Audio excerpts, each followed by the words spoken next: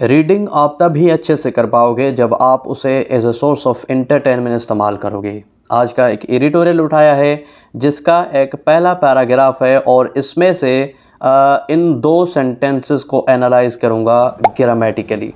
तो keep on watching. पहला sentence है the Toshakhana saga has taken another sordid turn after the release of department records from 2002 to 2022। Saga का मतलब होता है बड़ी दास्तान या कहानी, सॉर्डेड का मतलब होता है घटिया या घिनौना। अब इस सेंटेंस को अगर थोड़ा सा हम एनालाइज करें तो इसमें एक ही क्लास है और एक क्लास हो तो हमारा सेंटेंस सिंपल कहलाता है। अब सेंटेंस जो दूसरा है ग्रामेटिकली वो बेहतरीन कंपोजिशन है, इसको थोड़ा सा समझिएगा। The most of the public's attention thus far had been focused on expensive watches received and sold by former prime minister Imran Khan. देखिए यहाँ पे कॉमा है, फुल स्टॉप नहीं है। The released records have now shown a spotlight on other prominent leaders practices as well.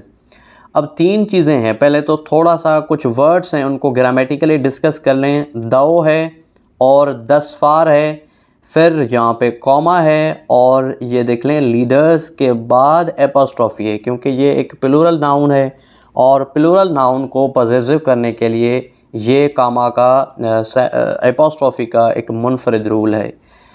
देखिए दो या although अगर हम बात करें तो दोनों आपके सबऑर्डिनेट कंजंक्शंस कहलाते हैं और जब भी ये किसी क्लास में हो तो वो क्लास आपका डिपेंडेंट क्लास बन जाता है और ये जब जिस क्लास को बनाते हैं तो उस डिपेंडेंट क्लास को हम कॉमा के साथ इंडिपेंडेंट क्लास को जोड़ लेते हैं।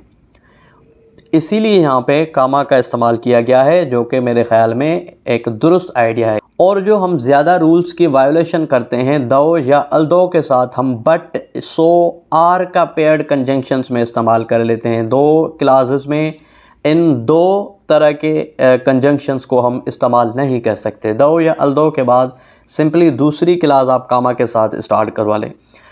अब दूसरी बात मैंने कही कि 10 फार का आपको पता हो। 10 फार देखें, 10 और फार दोनों अलग अलग आपके ये एडवर्ब्स हैं, लेकिन फार की कंपैरेटिव और सुपरलेटिव एडजेक्टिव भी बनती है। जैसे आपने फारदर और फारदेस्ट पढ़ा होगा तो 10 फार दोनों यहाँ पे पेयर्ड एडवर्ब्स हैं। मोस्ट ऑफन हम इस तरह की रीडिंग्स में इस तरह की ग्रामर की चीज़ें नोट आउट नहीं करते।